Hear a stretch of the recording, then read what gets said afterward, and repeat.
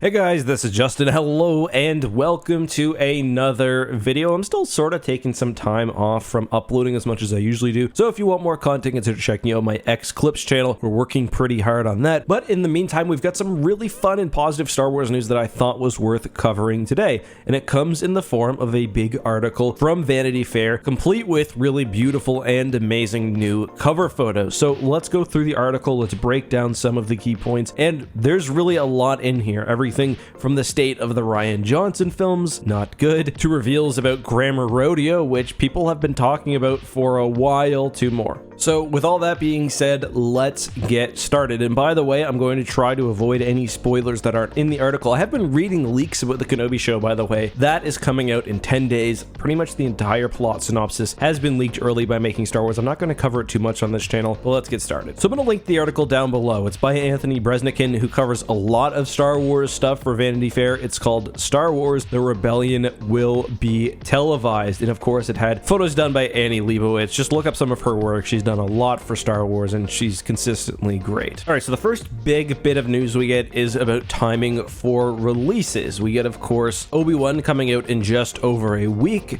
This article confirms specifically that Andor will be hitting screens later this summer, probably almost immediately after the end of Obi-Wan. Then we also get a nice piece of news stating that The Mandalorian will be dropping in late 2022, probably December or perhaps early 2023. Then Rosario Dawson will be leading Ahsoka, and after that, The Acolyte. So we've had some fan discussion and some speculation about release order. I'm personally wondering where The Bad Batch will fit in, but this was mostly about live action Star Wars, and it's not a surprise that we're getting so many projects as well, with more in the pipeline. This article specifically talks about how Star Wars is trying to move away from the idea of trilogies with The Rise of Skywalker now to a more ongoing, quickly evolving experience. I think you gain a bit and you lose a bit from that. I've loved the TV show so far. I really like the Book of Boba Fett. I love The Mandalorian. I really like The Bad Batch. But there's something to be said about a movie. It's just a whole event. There's a feeling, and it's great that they're doing these TV shows, but also continuing with movies as well. And we'll get more to that later. Moving to Andor, I was surprised to see Mon Mothma featured heavily in these promo pictures.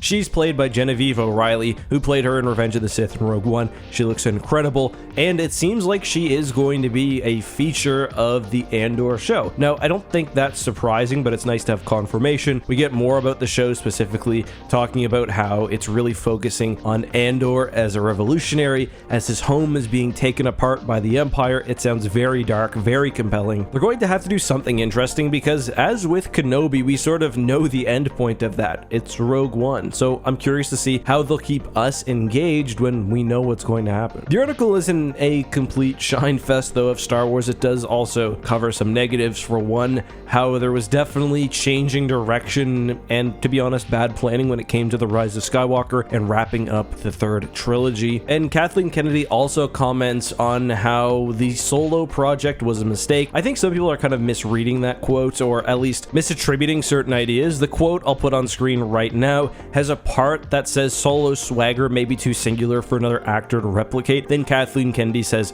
there should be moments along the way when you learn things. I don't think she's implying that that's the reason the film failed. That's what the article's author is writing. I think mostly she's talking about how the film was too niche to really succeed, and that's partially why they moved away from these hyper-focused movies like Solo, even Rogue One, the potential Boba Fett movie, now instead dealing with shows and more. The article continues. There's a lot that I don't just want to read for you guys. I'm going to again link it down below. It talks about the technology of The Mandalorian, how Jon Favreau and Dave Filoni worked together when making The Mandalorian, the idea behind Baby Yoda, how the volume was an ace in the hole, and later they talk about how Star Wars actors have often suffered at the hands of Star Wars fans, which at this point I think everyone knows to be true and is just an awful reality of, honestly, fandom as a whole. Later they talk about what we've all kind of known, the fact that many of these shows, including The Mandalorian and Ahsoka, are leading towards one big event, name-dropping Thrawn specifically. I'm so excited for that. I mean, I hope we learn more soon, but to be honest, it probably won't be until Ahsoka, although maybe The Bad Batch, though sad set in the past will start to plant some seeds in that. Going back to news though, we get a bit of detail about the Acolyte. This is a show that people are very, very excited for. It's been tied to the High Republic era, although personally I think it's just going to be called a High Republic project because it exists in that time period. I don't really think it's going to necessarily connect in a super detailed way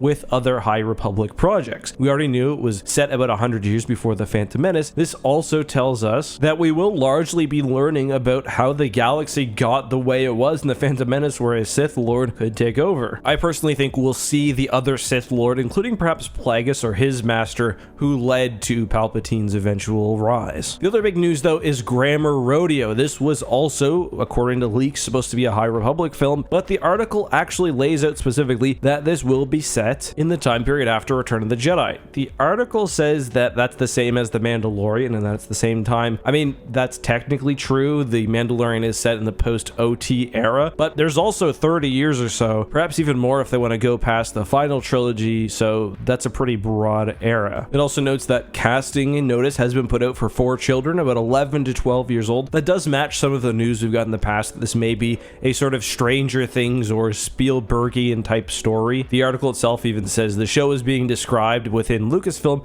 as a galactic version of classic coming-of-age adventure films of the 80s. I don't know. I hope they take care of those kids. I'd love to see a film with that sort of style or a TV series, but as the article talked about earlier, Star Wars fans can be very, very ruthless, and I'd hate for children to get really messed up because of, well, the fandom. Anyway, the article ends by touching on movies that are in production. It seems, somewhat unfortunately, like things are nowhere near even moving on this front. The first film that we'll probably see, according to this, is Taika Waititi's film, then probably Rogue Squadron from Patty Jenkins, which is nice to hear because the status of that film was for a while somewhat up in the air. Then, of course, the Rian Johnson trilogy is mentioned, and according to the article, it's essentially been backburnered. Now, they paint that as being because Rian has been very busy with Knives Out and his Netflix deal, but who knows really. Anyway, that's a breakdown of the article for anyone who doesn't have time to read it, and of course, my thoughts. I still do really encourage you guys to check it out. You can get the Vanity Fair article for free, and it is a pretty in-depth piece of reporting. But guys, that's all for me today. Until next time, be safe, have a good one, and may the Force be with you.